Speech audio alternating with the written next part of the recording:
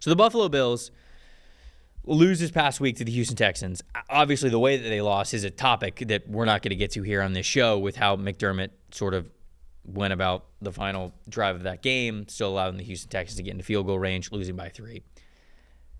But the Josh Allen conversation is an interesting one. I don't know how much there's actually going to be a takeaway from this. I'm just curious to sort of break down the performance and what was Josh Allen's day. 37.7 passing grade for Josh Allen. And when you talk about how difficult it was for him, the team only had an open target on 11 of the 26 targets that they were given to his wide receivers. And I think that goes into these other statistics that I'm about to bring up.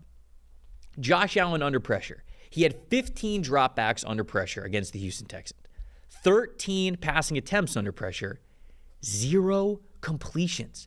That's nuts. This is one of the best quarterbacks in the NFL at playing under pressure and extending the plays and getting to the sideline and having these crazy completions. 0 on 13 attempts when he was pressured. And he has those true turnover-worthy plays as well. 26.3 passing grade, which was the third lowest single game performance under pressure that he has had since 2021.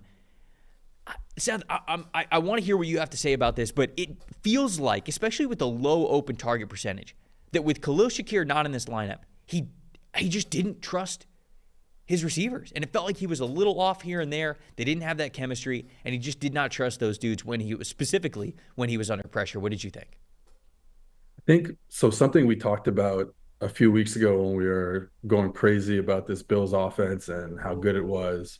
One of the things we said was, hey, early in games, they're blitzing teams with like great game plans from Joe Brady.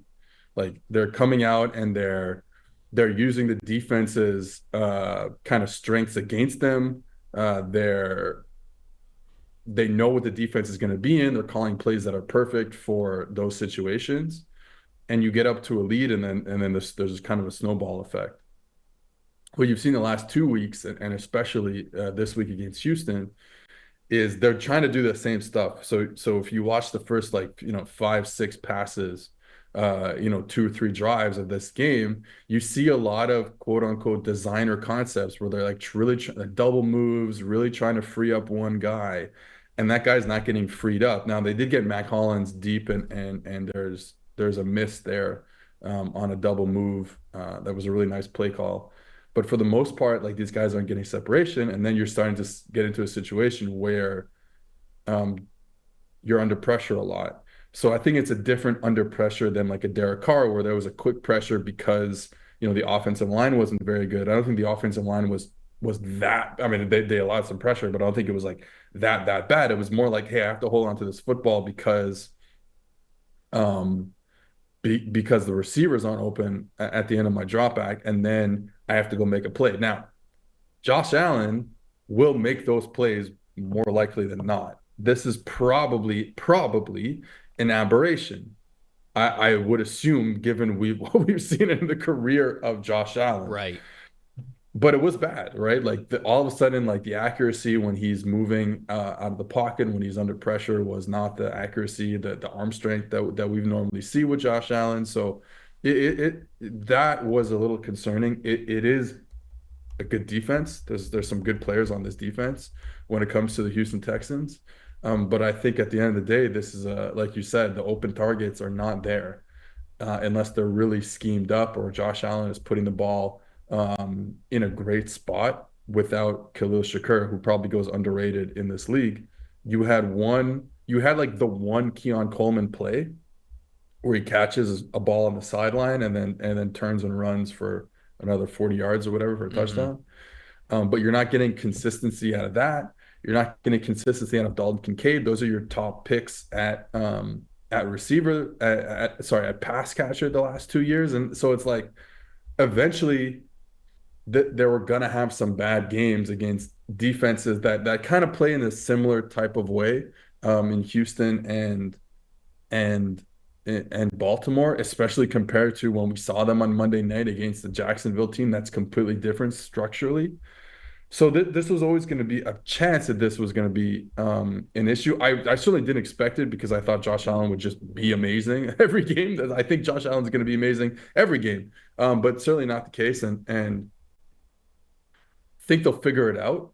but yeah, like this is not it's a mid-tier receiving pass catching group with Khalil Shakir, and that's probably enough going forward, but it's not a mid-tier, it's below mid-tier when you don't have Khalil Shakir. And that to me is probably the issues going forward. Yeah, I mean, I'm looking at it now just for the entire season. The Bills have the least amount of open receivers throughout the season. It's just a lot of tight coverage stuff. And with Khalil Shakir out of this lineup, they were lacking that player that I feel like Allen could have gone to create that separation. But I don't say all that to just like make excuses for Josh Allen. Like I also think that even with those tight window throws, like he should be able to hit more than 0, right? I think that was a little bit of an outlier of a performance from him. But again, it just felt like when he was attempting those tight passes, it was just a little off one way or the other. A little to the right, a little too far, a little to the left, whatever it was.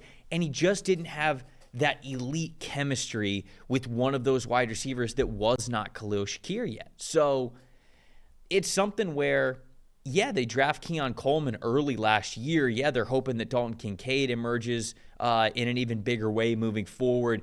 Maybe another big splash at wide receiver is not off the table for this team going into next year, depending on where they're at. So that's sort of what I thought about it, because Allen was also 0 for 6 on passes of 20 or more yards down the field.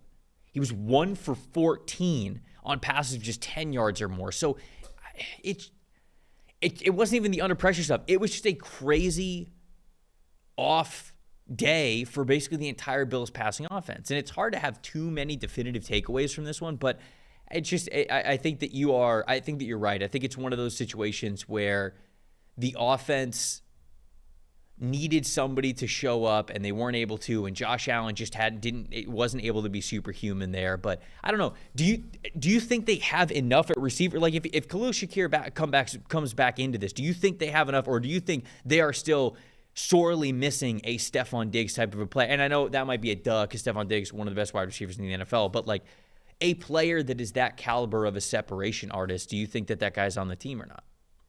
Probably not.